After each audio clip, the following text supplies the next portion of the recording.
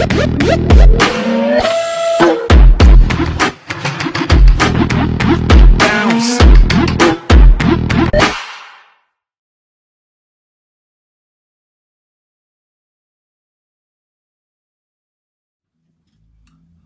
going on, family? It's your boy Kasim, aka Showtime, here at Black Power Rise. You know, today I'm going to be speaking on something heavily that I want to open everyone's eyes out there and make you guys alert. That's what I'm going to say, alert. And also, I want to talk about helping people in our community. That's one of the things I want to get to today. But on top of that, before you even look at this, please hit that like and subscribe button. It helps the channel. At the same time, I have a lot to talk with you guys about. And here at Black Power Rise, we're going to get to that. And I'm going deep. I'm, as I said, opening people's eyes. You see this shirt here? It's about generational wealth. And it starts with one person breaking that generation curse. So somebody's got to do it. And yes, you've got to go through God. And at the same time, when you try to get close to God, that's when Satan attacks you. Just listen to this, everyone. Today, I want to talk about the fallen angel. As you all know, Uncle Eck is not here. He's away in Germany, so I'm going to be hosting the family prayer line. And today, as I said, I'm going to start with something that we all go through and some things that we're not aware of. And when I say the fallen angel, I'm talking about Satan. He comes in many forms, and including children, everyone, and animals, all of that. That's things people may not be aware of. And the reason why I say that is because some of us are not taught that. And yes, we can always go to God, but some people are not even aware of how to do that. So I want to say we are all born with sin, and not everyone is aware of that. And the reason why I say that, because some are not taught it. So that's where study comes in at. And me, I have been studying. And with that, I would like to share with you all. So I'm going to start with myself.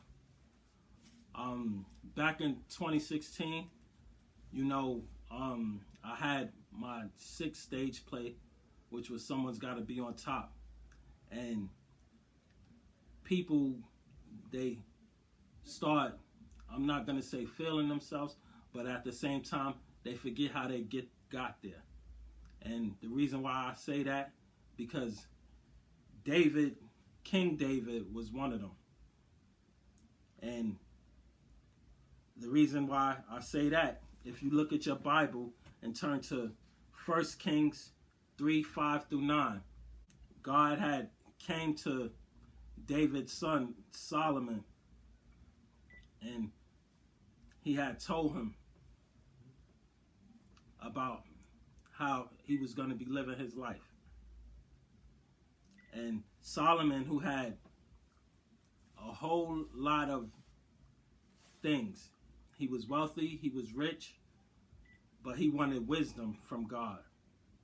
And when he received that wisdom, he got distracted.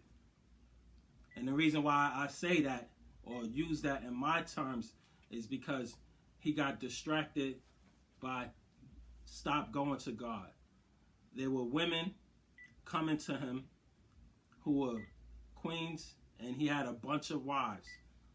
And with these wives, he started building statues. And if you know, and if you don't know, I'm here to tell you.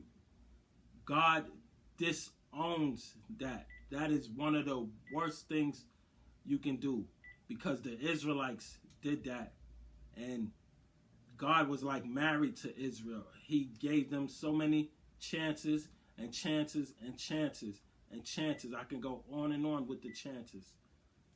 But worshiping other gods was where King Solomon fell short at. This is why I say we are all born with sin. And the reason why I brought Solomon up, I'm going to get to David, but the reason why I brought Solomon up is because it reminded me of myself when I was studying that.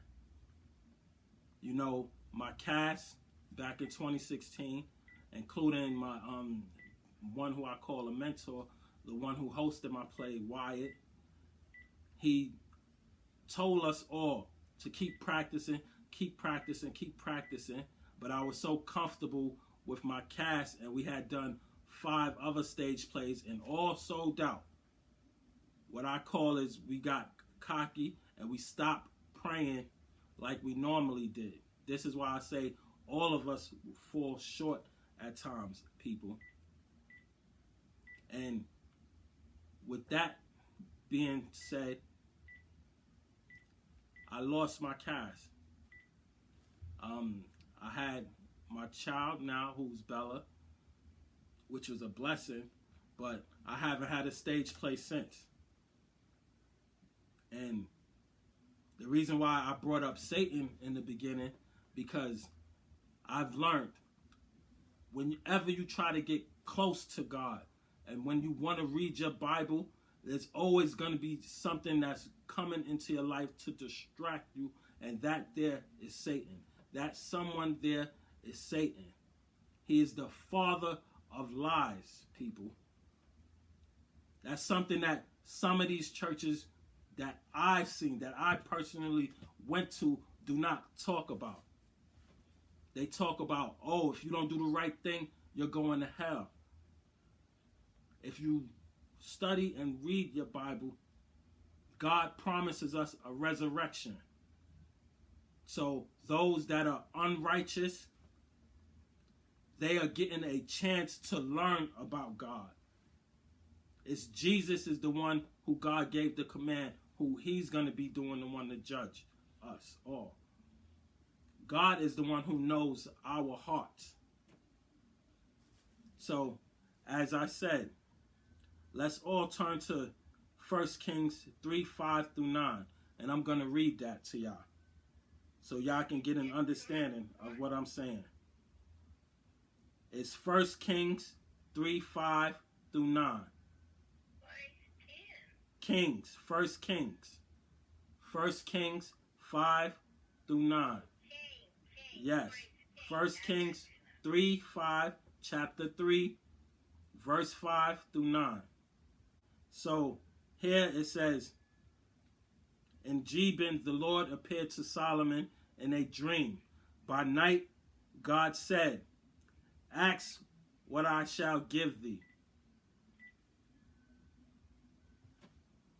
And Solomon said, thou hast sued unto the servant David, my father, great mercy, according as he walked before thee in truth and in righteousness, and in uprightness of heart with thee. And thou hast kept for him the greatness, kindness, though that has given him a son to sit on his throne, as it is this day. And now, O Lord, my God, thy house made thy servant king, instead of David my father, and I am but a little child. I know not how to go out or come in. And thy servant is in the midst of thee, people which thou hast chosen, a great people that cannot be numbered nor counted for multitude. Give therefore thy servant an understanding heart to judge the people, that I may discern between good and bad. For who is able to judge this, thy so great a people? Now, if you all didn't understand that, because we were not born in 1583 when this book was written, when King James written this. So I'm going to read that for our understanding, in our language. And I'm going to start again. So this is 1 Kings chapter 3, 5 through 9. In Gibron, the Lord appeared to Solomon in a dream by night, and God said, ask what I shall give thee. And Solomon said, thou hast screwed unto thy servant David, my father, great mercy, according as he walked before thee in truth and righteousness, and in uprightness of heart with thee, and thou hast kept him for him this greatness that thou hast given him, a son to sit on his throne, as it is in this day. So what he is saying there is Solomon was chosen already to be the next king after his father. So God has a plan for all of us. And I'm bringing this up because I don't want anyone out there to get distracted when bad things happen out of nowhere. You always hear the devil's busy, the devil's a liar. And I'm telling you, rebuke all of that. Rebuke him. As I just said, everyone, he comes in many forms.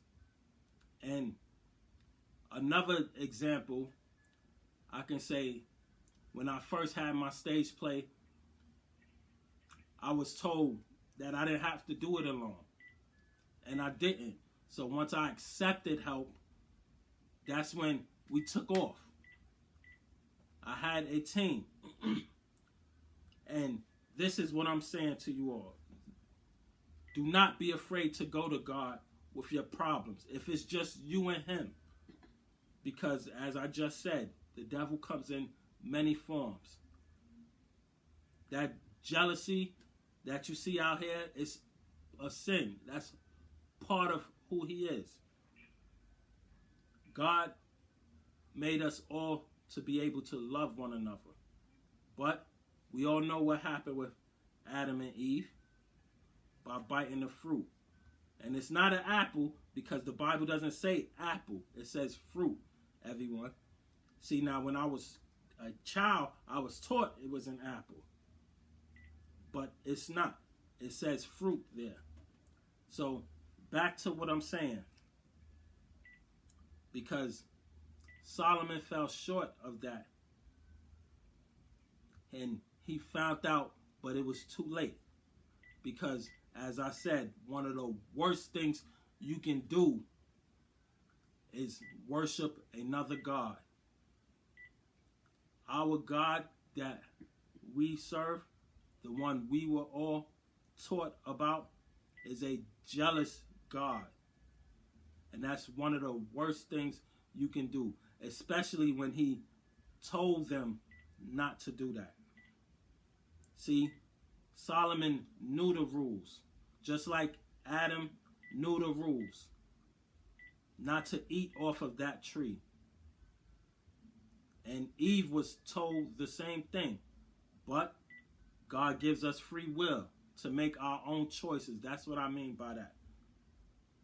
And that's something that a lot of us fall short on. So this is why we go to him about it. Before you go to anything, do not be afraid to go to him. Do not be ashamed. He's our Father, everyone. And it's easy to say, oh, I'm going to do this tomorrow. But I always say this. When you pray about it, you shouldn't have to worry about it. But, again, we all fall short. But again, do not be afraid to go to him. So now I'm going to read 1 Kings 3:10 through 15. Because Solomon is put to the test. And you're going to see what I'm talking about right now. It was pleasing to Jehovah, so that Solomon had requested this. Matter of fact, I'm going to go to verse 9 so you guys understand what I'm reading. So it's verse 3, 9 I'm going to start at. So grant your servant an obedient heart to judge your people, to discern between good and bad, for who is able to judge this numerous people of yours? It was pleasing to Jehovah that Solomon had requested this. God then said to him, because you requested this, and you did not request for yourself long life or riches or the death of your enemies, but you requested understanding to hear judicial cases, I will do what you ask. I will give you wise and understanding heart, so that just as there has never been anyone like you before, there will never be anyone like you again. Furthermore, what you have not requested, I will give you, both riches and glory, so that there will be no other king like you in your lifetime. And then you walk in many ways, my ways, by keeping my regulations and my commandments. Just as David, your father, walked, I will also give you a long life. So after Solomon woke up from this dream, in verse 15, when Solomon awoke, he realized that it had been a dream. Then he went to Jerusalem and stood before the ark of the covenant of Jehovah and offered up burnt sacrifices and communion offerings and spread a feast for all his servants. Now, I'm going to stop right there. Another thing I'm going to say, that some of these churches do not teach, and again, it's from what I have seen. The reason why we don't have to do these burnt offerings or these sacrificing animals or even children is because Jesus is the one who died for us. So once he made that sacrifice, all of that was taken away. This is why we can always pray to Jehovah. This is why we can always go to God. So forever, everyone that's listening, whatever you call God, whether it's the Almighty, whether it's Jehovah, whether it's just God, we can always go to him all the time and just pray. His hand is always out reaching for us. So as you can see from what I just read, you all, Solomon didn't ask for riches. What he asked for was wisdom. And yes, it was in a dream. But when he woke up, he realized what had happened. And as I said, we all fall short at times. So the point to this is, don't ever take your eyes off of God, because he's always there. When you pray for something and when you receive it, like me in my stage plays, yes, I prayed for it. It had happened. And when we were rolling, and then for that last play that we had in Brooklyn, yeah, we had people there, but it wasn't sold out. And at the same time, we got cocky. That's something Solomon did. And that's just what I'm calling it. Cockiness. Because you stop going to God for what you prayed for. Like I always say, people out here, let's say for if they want a fancy car or a house, they forgot how they got it in the first place. They forgot the praying that they did to God to even get that house. They think they just did it on their own. No. Yes, it takes work. Yes, you have to be the one to plant that seed. But you have to have a reason for God to bless you and water that plant for it to grow. It's springtime now, everyone. So you're going to see everyone plants and flowers growing, and the beautiful flowers or fruits, whatever people do with their self and whatever they want to grow. But you have to have a reason for God to give you this blessing. And on top of that, I want to share with you all another chapter that I wanted to discuss with you guys. So now, before I get to that, I'm going to go to the same chapter, 1 Kings 3:16 through 23. And again, I'm going to read from the American English version. So here, chapter 1 Kings 3:16. At that time, 2 prostitutes came to the king and stood before him. The first woman said, "Please, my lord, this woman and I live in one house, and I gave birth while she was in the house. On the third day, after I gave birth, this woman also gave birth. We were together, just the two of us. There was no one else with us in the house. During the night, this woman's son died because she laid on him. So she got up in the middle of the night and took my son from my side while your slave girl was asleep and laid him in her arms. And she laid her dead son in my arms. When I got up in the morning to nurse my son, I saw that he was dead. So I examined him closely in the morning and saw that it was not my son whom I had given birth to." But the other woman said, "No, my son is the living one, and your son is the dead one." But the first woman was saying, "No, son, your son is the dead one, and my son is the living one." That is how they argued before the king. Finally, the king said, "This one said, 'This is my son, the living one, and your son is the dead one.' And that one says, 'No, your son is the dead one, and my son is the living one.' The king said, 'Bring me a sword.' So they brought a sword to the king. The king then said, 'Cut the living child in two and give half to one woman and half to another.' At once the woman whose son was the living one, pleaded with the king, for her compassion were stared toward her son. She said, 'Please, my lord, you should give her the living child. By no means put him to death.' But the other woman was saying, 'He will be neither mine nor yours. Let them cut in two.' At that the king answered, 'Give the living child to the first woman. By no means put him to death, for she is his mother.'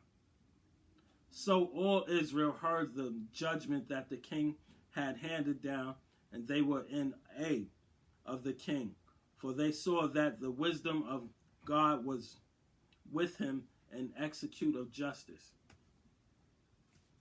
So I read more than I was supposed to, but I apologize. But the reason I did that, for you guys to understand, when you go to God and pray for something, be happy for when you receive it. And at the same time, there's something I learned. And then when you ask for wisdom, when you want that spiritual connection with God, do not be afraid to share it with people. And as I said earlier, Satan comes in many forms. There may be some that don't want that right now because they're not ready. That's fine. You go on, keep being yourself. Do not let no one change who you are. That's easy for me to say, but this is where God comes in at. So you don't have to take my word for it. Just ask him. Because he's always there willing to listen to all of us. And that's one thing I had to learn for myself. And then I also thank God for the ones that are in my life. Like my mentor Wyatt, who you guys heard me talk about. He also and always would tell me, pass it on to others. Do not keep things to yourself, which I wouldn't anyway. That's not how I was raised. But at the same time, I had to realize not everyone is ready for this. But long as I pass it on anyway, I know I did my part.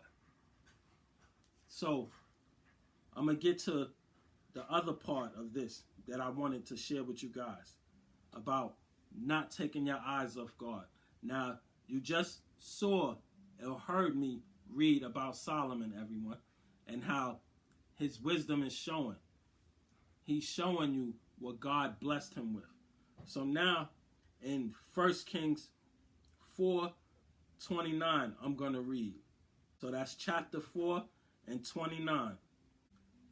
And God gave Solomon wisdom and discernment in very great measures and broadness of heart like the sand on the seashore. And now I'm going to read 30.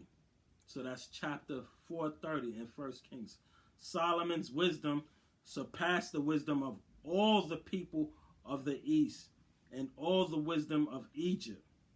He was wiser than any other man, wiser than Ethan the Exarchate and Heman, Calcol, and Darda, the sons of Mahol. His fame spread among all the surrounding nations. He composed 3,000 proverbs, and his songs numbered 1,005. He would speak about the trees from the cinder and the Lebanon to the hospital that grows on the wall. He would speak about animals, the birds, the creeping things, and the fish. People from all the nations came to hear Solomon's wisdom, including kings from all over the earth who had heard about his wisdom. So as you can see, everyone in Egypt was praising this man because of his wisdom that he got from God. Now, I'm going to read something that I call that Solomon's is put to the test. Now that's chapter 10, verse 6 and 7. So again, that's 1 Kings chapter 6 and 7. So you go to 1 Kings chapter 10, chapter 10, verse 6 and 7. That's 1 Kings chapter 10, verse 6 and 7.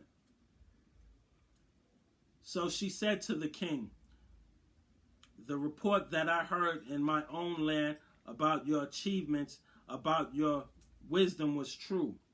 But I did not put faith in reports until I had come and had seen it with my own eyes. And look, I had not been told the half. You have far surpassed in wisdom and prosperity. The report that I heard, happy are your men and happy are your servants who stand before you, constantly listening to your wisdom. May Jehovah your God be praised, who has taken pleasure in you, putting you on the throne of Israel. Because of Jehovah's everlasting love for Israel, he appointed you as king to administer justice and righteousness.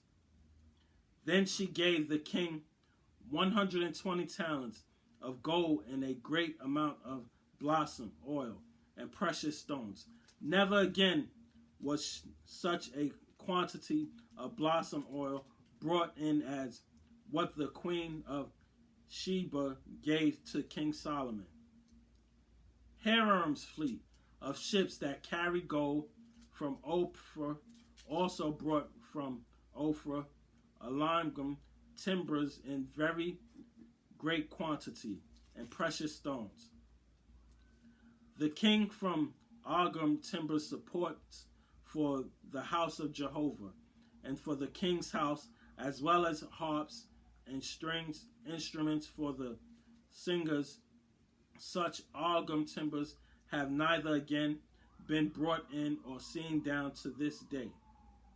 King Solomon also gave the queen of Sheba whatever she desired and asked for in addition to what he gave her out of his own generosity. After that, she left and returned to her own land, together with her servants. And the weight of the gold that came in to Solomon and the gold that came to Solomon in on year amounted to 666 talents of gold. Besides that, from the merchants and the profit, from the traders and from all the kings of the Arabs and the governors of the land, King Solomon made 200 large shells and alloyed gold. 600 seekers of gold went on each shell. Whoa. And 300 blockers of alloyed gold. 3 minas of gold went on each bucket. Then king put them in the house of the forest of Lebanon. The king also made a great ivory throne and overlaid it with refined gold. There were 6 steps to the throne, and the throne had round canopy behind it, and there were armrests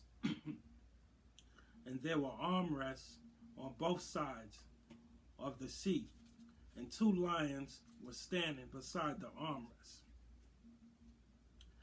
And there were 12 lions standing on the 6 steps, on one at each end of 6 steps. No other king had made anything like this. So you see what Solomon is doing here. I'm going to read verse 21. All the drinking vessels of King Solomon were gold, and all the untels of the house of the forest of Lebanon pure of gold. There was nothing made of silver for silver. For the king had fleet of ships of Tarshish on the sea, along with Hiram fleet. Once every 3 years, a fleet of ships of Tarshish would come loaded with gold, and silver apes and pea coins. So King Solomon was greater than all the other kings of the earth in riches and wisdom.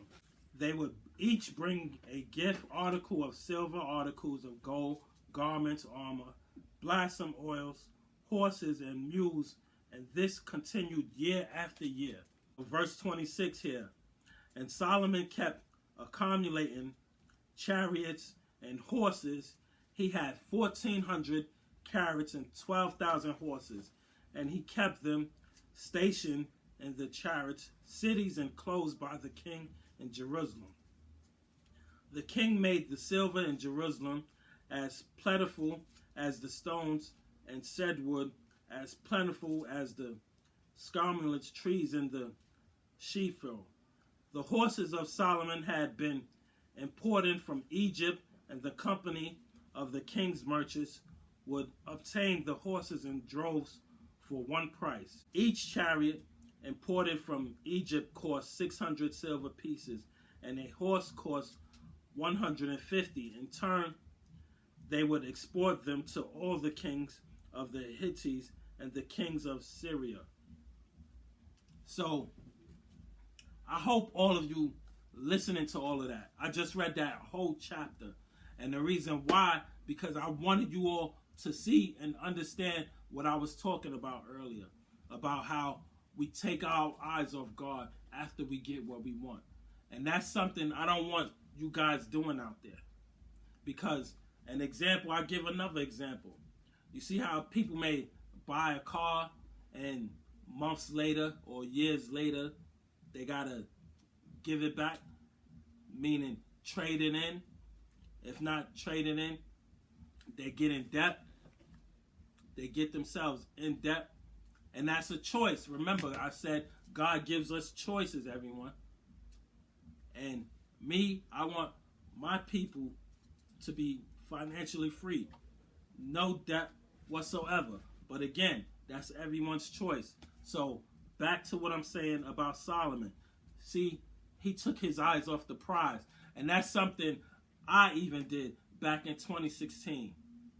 But lesson learned. And this is why I'm able to share it with you guys. Now, here, I want to read where it says, the types of women Solomon got to. Because, again, he took his eyes off of God. And that's something I do not want you guys doing. So, in 1 Kings 11, 1 and 2. So, again, this is 1 Kings chapter 11, 1 and 2. But King Solomon loved many foreign women, besides the daughters of Pharaoh and Moabite, Ammonite, Edom, Sodirainian, and Hittite women. They were from the nations about women Jehovah they were from nations about women Jehovah had said to the Israelites, you must not go in them among them, and they should not come in among you, for they will surely incline your heart to follow their gods. But Solomon clung to them and loved them. So remember, I just said God gives us a choice, everyone. And again, this is another example of taking your eyes off of God. We all have that inner voice at times. And once you have that spiritual connection, and this is something most of us should want, but you have to want it. That something is not forced upon you. You can't just go to church and just say, oh, I'm going to church. That's something I had to learn. So once I started Bible studying, I loved it. And I'm ready to share it. When my stage play Mother Love says prayer changes things, I'm going in. And I don't care who likes it or not. I'm doing this for my people because I want to share this knowledge with everyone. So now, as you know that I'm about to do, I'm going to keep reading. Now, this is again, 1 Kings chapter 11, verse 3 is where I'm at now. And he had 700 wives who were princesses, 300 concubines, and his wives gradually inclined his heart. In Solomon's old age, his wives inclined his heart to follow other gods. Now, I said that is a no, no, no. Excuse me. And his heart was not complete with Jehovah, his God, like the heart of his father David. And Solomon followed after Ashtoreth, the goddess of the Sidonians and the Malcolm, the disgusting god of the Ammonites. And Solomon did what was bad in God's eyes. And he did not follow God completely, as David, his father, did. So with all this wisdom he had, people, all this wisdom he asked for, that he received from God, he got distracted. And it happens for us. So when you get distracted, do not feel ashamed, because people from the Bible way before our time have done the same thing. But there's one thing I can say about God. He is a forgiving one, as well as always willing to listen to us because he loves us. Now, I'm going to keep reading.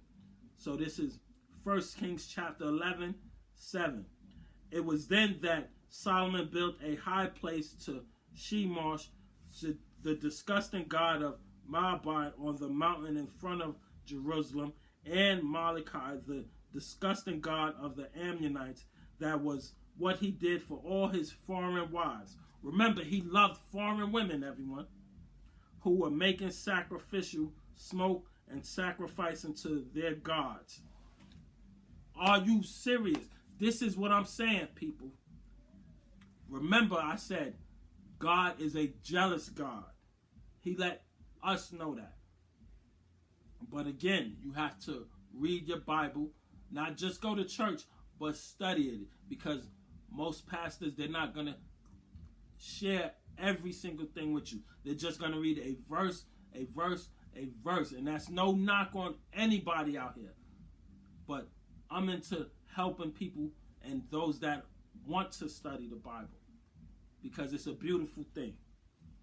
So now God became furious at Solomon because his heart had inclined away from Jehovah, the God of Israel, who had appeared to him twice and had warned him about this very thing, that he should not go after other gods.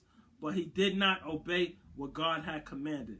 Jehovah now said to Solomon, because you have done this, and you may not kept my covenant and the statutes as I commanded you, I will surely rip the kingdom away from you, and I will give into one of your servants. However, for sake of your father David, I will not do it in your lifetime. I will rip it out of the hand of your son, but I will not rip away from the entire kingdom. One tribe I will give to your son for the sake of David, my servant, and for the sake of Jerusalem, which I have chosen. So that part I read out to you guys so you will know that God does not forget whatsoever. He knows everything about us, even when we pass, everyone, because we're all going to get sick, we're all going to grow old, we're all going to die, and that's part of life, all because of what Adam and Eve did. We know that part. But what I'm saying here is, people, again, do not take your eyes off of him. And where Solomon fell short, again, he started doing the one thing that God told him not to, which was worship other gods. He let these foreign women, he said, do not mess with foreign women also. So, that's just something I wanted to share with you guys. And now, I'm going to keep reading so you guys know. Because as I said, most churches, from what I have seen, they just may read a verse and then just take one scripture and expect you to know what they're talking about. So I'm going to read 1 Kings chapter 11, 14. Then raised up a resister against Solomon, Hadad the Edomite of the royal family of Edom. When David defeated Edom, Joab, the chief of the army, went up to the barrier, then slain, and he tried to strike down every male in Edom. For Joab and all the Israel stayed there for 6 months until he had done away with every male in Edom. But Hadad fled with some of the father's Edomite servants, and they went to Egypt. Hadad was then a young boy, so they sent out from Medium and came to Paran. They took men with them from Paran and came to Egypt, to Pharaoh, king of Egypt, who gave him a house, assigned him a food allowance, and gave him land. Hadad found favor in the eyes of Pharaoh, so much so that he gave him in marriage the sister of his own wife, Tapis the queen. In time, the sister of Tapis bore him a son, Genobath.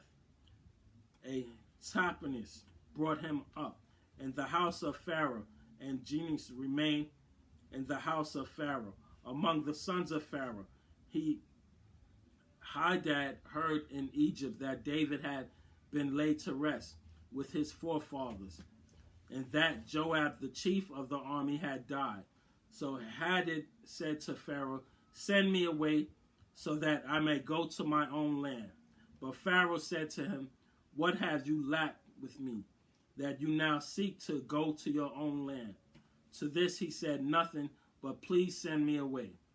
God also raised up against Solomon another resister, Rezon, the son of Elinda, who had fled from his lord. Hadarezer, the king of Zoab, had gathered men to himself and became chief of a murderer band when David defeated them.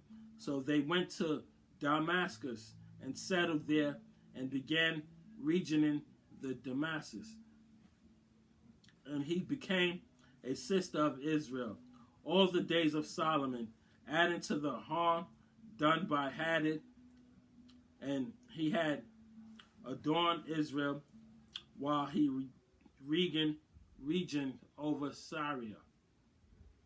And there was Jeroboam, the son of Nebat, and Ephraim from Zarephath, a servant of Solomon's, whose mother's name was Sariah, a widow.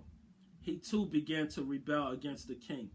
This is why he rebelled against the king. Solomon had built the mound and had closed up the gap of the city of David his father.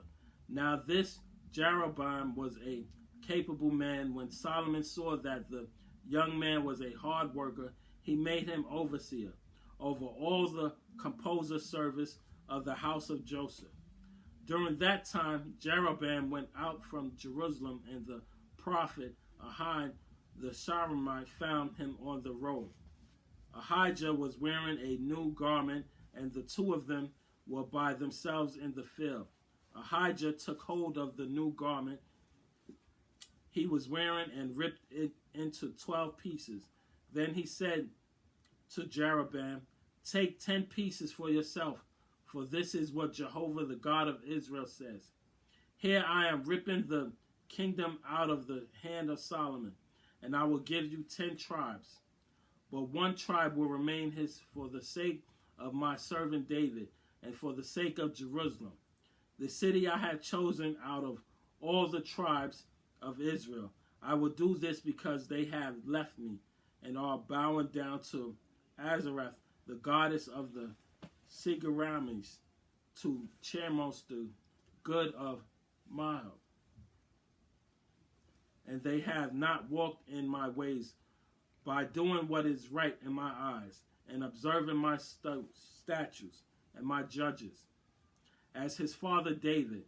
But I will not take the kingdom, the entire kingdom, out of his hand. I will keep him as a chieftain for all the days of his life, for the sake of David my servant, whom I have chosen, because he obeyed my commandments and my statutes. But I will take the kingship out of the hand of his son and give it to you. That is 10 tribes. To his son I will give one tribe, so that David my servant may always have a lamp before me in Jerusalem, the city that I have chosen for myself as the place to put my name. I will take you, and you will region over all that you desire, and you will become king over Israel. And if you obey all that I command you, and walk in my ways, and do what is right in my eyes, by obeying my statutes and my commandments, just as David my servant did, I will also be with you. I will build you a lasting house, just as I have built for David. And I will give you Israel, and I will humiliate the offspring of David because of this. But not always. Solomon tried to put Jeroboam to death, but Jeroboam fled to Egypt, to Shacharai, the king of Egypt, and he remained in Egypt until Solomon's death. As for the rest of the history of Solomon, all that he did and his wisdom is not talked about in the Bible, everyone. But in 1 Kings 11:42, the length of Solomon's region in Jerusalem over all Israel was 40 years. Then Solomon was laid to rest with his forefather and was buried in the city of David his father, and his son Rehoboam became king in place. So, after reading that whole entire chapter to you guys, again, God do not forget. He does not forget. This is why I talked about earlier. Satan comes in many forms, people. And in my opinion, Satan got to David. And I don't want him to get to you. You got to learn to put that shield on and ask God to protect you from the people that are wicked out here. Because again, he comes in many forms. So that's that, and I'm out.